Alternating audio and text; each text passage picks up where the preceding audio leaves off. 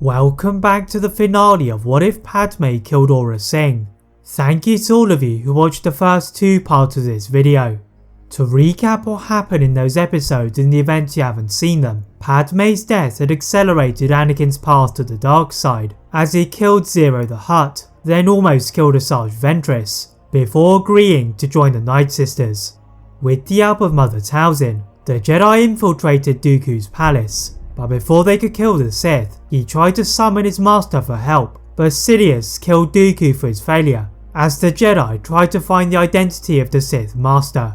The Jedi glared at the fading hologram of Dooku's master, who had been identified under the name of Darth Sidious, and Anakin instructs ARC Trooper Echo to try and find the source of the recording.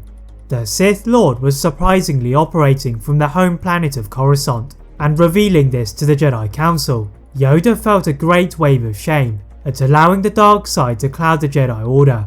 The Grandmaster ordered those on Sereno to return to the Jedi Temple, where they planned to search for the missing Sith, but as soon as the hologram disappeared, the Jedi hear a rumbling from above the castle. Grievous's forces had finally made their arrival, and were raining fire upon Dooku's home. The cyborg awaited them with an entire droid battalion, but before Anakin was about to use his hate onto the droid general, Obi-Wan stepped in front of him and declared he had unfinished business with Grievous. This left his padawan and Ahsoka to use the Republic gunships to form a perimeter around the castle's edge, then separate the droids. Anakin and Ahsoka used their hatred to lift up a B-2 super battle droid and turn it upon the droid army. Grievous could see and hear his army faltering, despite vastly outnumbering the Republic forces, and he made a move to the previous location of his ship, but to his disgust, his starfighter had been destroyed, and he turned around to meet the blade of Obi-Wan, finding the most obscure of gaps in his armour, and the cyborg started to implode. Obi-Wan deactivated his lightsaber, letting the corpse of Grievous clatter to the floor, and turned back to hitch a ride on one of the gunships, back to their primary destroyer. The Jedi surround their large holotable to gaze upon the schematics of Coruscant when they felt the fleet under siege from separatist forces. The mysterious Sith had clearly wanted them killed before they could reach the temple, but he had not accounted for the speed of the escape of the Republic forces, as Anakin created a path through the separatist trap for a squadron to navigate, and they skidded to a halt on one of Coruscant's landing strips. Whilst the clones head back to the Republic military base and wait for their orders, the Jedi gather in the temple to be briefed by the Council. No sector of Coruscant was to be left unguarded, and each Jedi gathered their clone battalion to search for the Sith Lord, but Anakin was soon met by an invitation from the Supreme Chancellor to meet him in his office. The Jedi Knight was assured by Ahsoka that she could handle her assignment, and Anakin entered into the office of his mentor.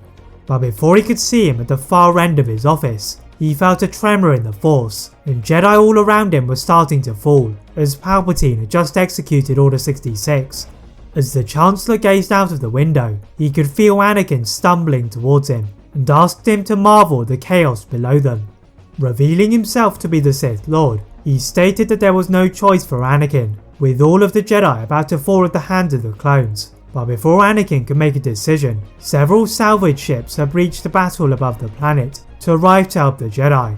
The severely injured Obi-Wan had been rescued by Ahsoka, having both abandoned their clones, and they leapt onto the passing speed of Bail Organa to the level of Palpatine's office. The two Jedi save Anakin before more clones entered the building, and once he had defeated his inner conflict, he focused his hate on the blur created by Palpatine. With a mighty use of their telekinetic abilities, Ahsoka and Obi-Wan throw Anakin down towards the ground, and the Jedi Knight brandished his lightsaber in front of him, then perfectly sliced Palpatine into two before he could kill Talzin. The death of their leader seemed to stop the clones, much to the relief of the tiring and depleting Jedi, but the destruction caused would be difficult to repair. After the wounds of the Jedi had healed, Anakin decided to leave his duties on the battlefield and took Jar Jar's position as the Senator of Naboo, where he would ensure peace and stability on the planet until a new threat emerged. That is it for What If Padme was killed by Aurra Sing. If you enjoyed this What If, please like this video, turn on that notification bell, click that subscribe button on this channel, as well as on my other channel What If Films. And as always, leave a comment on what if you'd all like to see next, and how I can improve my videos. Thank you all very much for watching, and see you next time.